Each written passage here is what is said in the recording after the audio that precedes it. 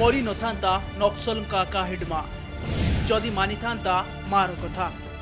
लाल आतंकी को एक बड़ झटका लगी। नक्सलवादी नेता भाव में जनाशुना माडवी हिडमा मंगलवार आंध्र प्रदेश, ओडिशा एवं छत्तीसगढ़ सीमांत आलुरी सीतारामराजू जिले में एनकाउंटर रे प्राण हराई।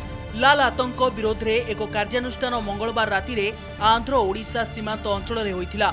नक्सल कमांडर माओवी हिडमा समेत 6 जन नक्सल निहत होइथिले। तांको सहित हिडमा को पत्नी मध्य प्राण हराइथिले। तेबे नक्सल आका कहुवा हिडमा मृत्यु स्क्रिप्ट से दिन लेखा जाइथिला जेउ दिन उपमुख्यमंत्री विजय शर्मा एवं हिडमा मां साक्षात करथिले। जदि हिडमा तांको मां को कथा सुनी थांते तेबे आज से जवान को गुलीर शिकार होई नथांते। गत सप्ताह रे छत्तीसगढ़ उपमुख्यमंत्री विजय शर्मा हिडमा मां माओवी पुंजी को भेटिथिले। साक्षात्कार समय रे से माओवी को एक भावप्रवण वीडियो आवेदन करथिले। एथिरे से तांको पुओ को कहिथिले, पुओ तू केउठी घर को फेरी आस, आत्मसमर्पण कर।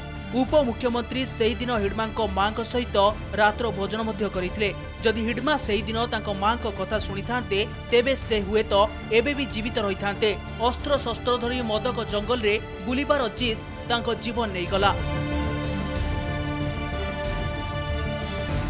मां को कथा न सुनिबारु सुरक्षा बाहिनी हिडमा को मृत्यु परी पीछा करथिले। मारेडुमल्ली जंगल अंचल रे एही एनकाउंटर घटिथिला। जेतेबेले छत्तीसगढ़, आंध्र प्रदेश एवं ओडिशा पुलिस केंद्रीय अर्धसामरिक बाहिनी सहित माओवादी उपस्थिति विषय रे सूचना पाइबा परे एक सर्च ऑपरेशन करुथिले।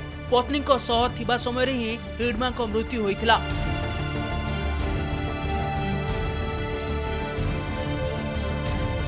सूत्र अनुसार हिडमा आत्मसमर्पण करुनथिला, कारण ता मनरे भय थिला जे जदि से आत्मसमर्पण करिवो तेबे अन्य नक्सल भूपति रूपेश एवं चंदनांक परी तांकु मध्य विश्वासघातक कहिबे। एहा आत्मसमर्पण करिथिबा जने नक्सल कहिसंती। तेबे आंध्र प्रदेश, ओडिशा एवं छत्तीसगढ़ रो त्रिसंजोग बिंदु निकट रे एही एनकाउंटर होइथिला। हिडमा को भारत रे सबुठारु अधिक वांटेड माओ कमांडर भाव में देखा जाउथिला।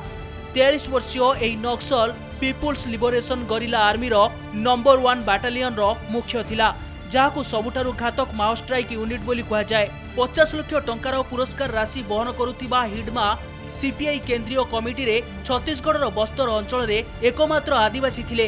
ताकु 2010 मसीहा रे दांतेवाड़ा रे 76 जन सीआरपीएफ जवान को हत्यार मास्टरमाइंड बोली कहा जाउथिला। यह भारत रे सुरक्षा बाहिनी उपरे माओवादी द्वारा होइथिबा सबुठारु घातक आक्रमण थिला। 2021 रे छत्तीसगढ़ सुकमा रे 22 जन केंद्रीय अर्धसामरिक बाहिनी कर्मचारी हत्या पछरे हिडमा को मास्टर माइंड बोली कहा जाउथिला। छत्तीसगढ़ रे सुरक्षा बाहिनी द्वारा अनेक सफलता परे शीर्ष माओ कमांडर को हत्या घटिछि। ब्यूरो रिपोर्ट, कनक डिजिटल।